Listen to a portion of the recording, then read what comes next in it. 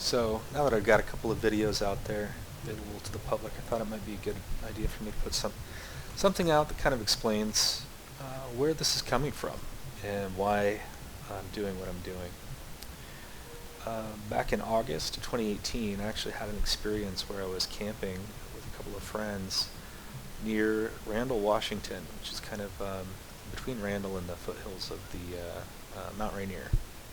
And I awoke before my friends early one morning, and I heard what I can only describe as ape-like language that really sounded like it had like an Asian accent to it. It was really rapid. It sounded kind of aggressive. But it also sounded like there were two smaller ones with whatever was making the noise. It really, to me, sounded like what I've heard on playgrounds with my own kids. You know, parents kind of yelling at their kid to get down or be quiet or, you know, get off of there. It really kind of sounded like that, like a mother just sort of shouting at her kids, but in this language that I'd never heard before. And so my first thing I did was I grabbed my audio recorder and began to record this. I'm just listening in amazement. My jaw has dropped. I cannot believe what I'm hearing. It was like a dream come true. And after a couple of minutes, I was so excited. I wanted my friend to experience it as well. So I took the chance of whispering his name, and he didn't hear me. So I said it a little bit louder. And at that split second, it was like a light switch had just flipped. The sound completely disappeared. It was like all you could hear was the wind at that point in the trees. And I'd asked him if he'd heard what I heard, and he said no, he hadn't. And I said, I got it recorded. I've got it right here, man. I've got proof. And so I went to play it back for him, and I'd realized that I hadn't pressed the power button long enough to actually have the recorder power up.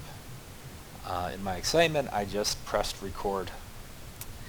And every day since then, I've kicked myself because it was the most amazing thing I'd ever heard in my life. So since then, I've been on a mission to capture some clear audio evidence. I know they exist. It couldn't have been anything else but a Bigfoot. They're as real as you and I.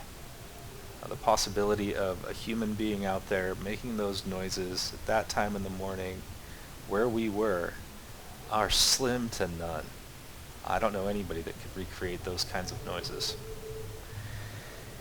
So what I've been doing then for the last year and a half, I actually came in contact with a landowner in Snohomish County who definitely wants to remain anonymous. They don't want anybody coming around their property to seek out what they know is there. So they've been gracious enough to allow me to do a sound study.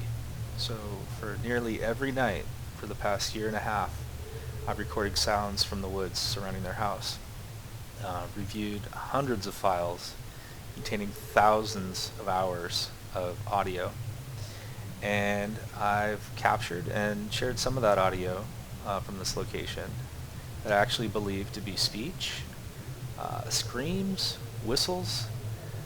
What I've shared out on YouTube is just really a few minutes of audio that I found compelling enough to share. I've captured a lot more that I find really interesting, anything from wood knocks to screams to unusual barking sounds, even a large tree being hit with something until it fell down in the middle of the night. But is any of it really definitive? Is it proof that Sasquatch does exist? Not yet. But I'm going to keep listening until I capture something as amazing as what I heard back in 2018.